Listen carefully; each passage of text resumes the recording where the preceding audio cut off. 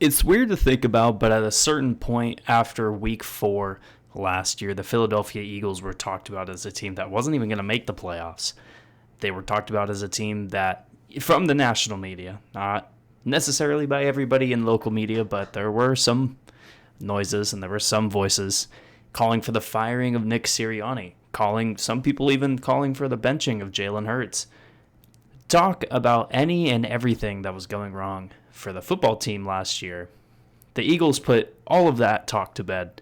However, after week 5, when they had their bye, they had a 12-1 stretch where they had almost as many yards running the ball as their opposing team had in total in that stretch.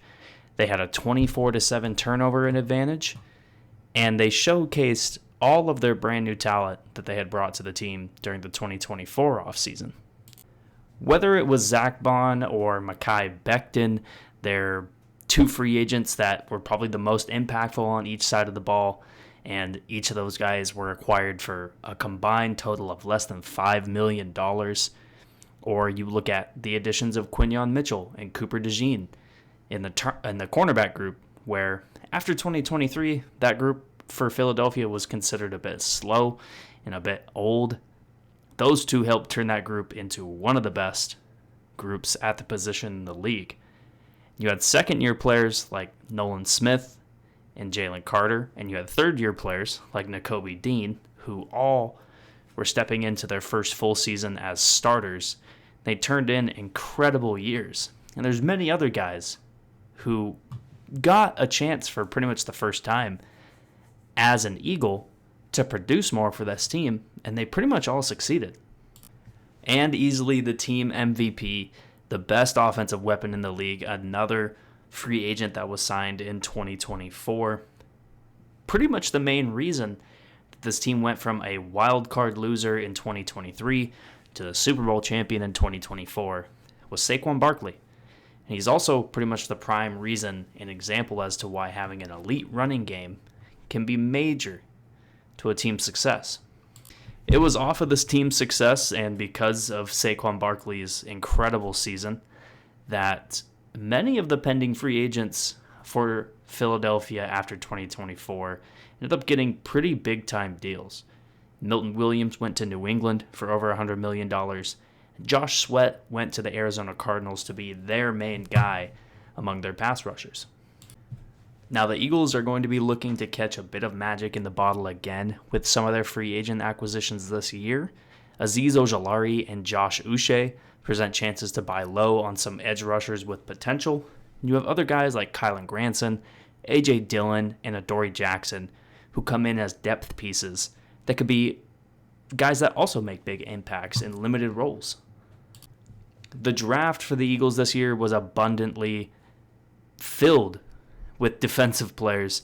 With the first 5 selections, the Eagles took defenders, and that was highlighted by Jahad Campbell, the linebacker from Alabama, at the number 31 overall selection.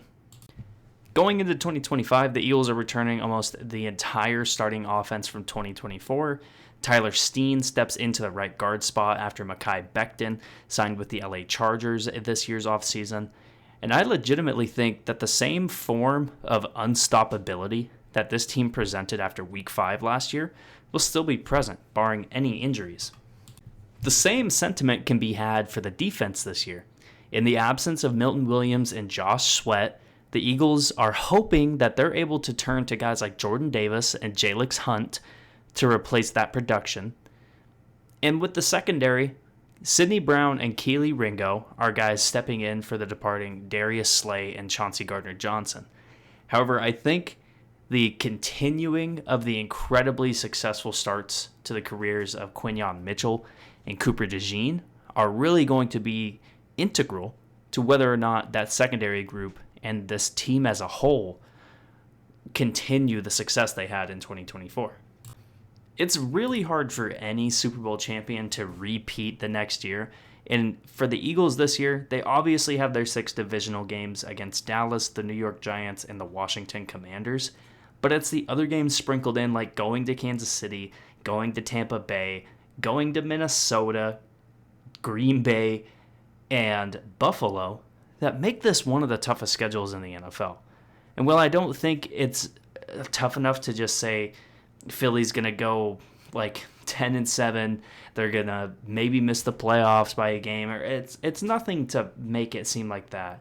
It's just kind of to be like, this is going to be a team that's going to go through a gauntlet if they want to repeat as champions this year. The ceiling for this team is obviously winning the Super Bowl.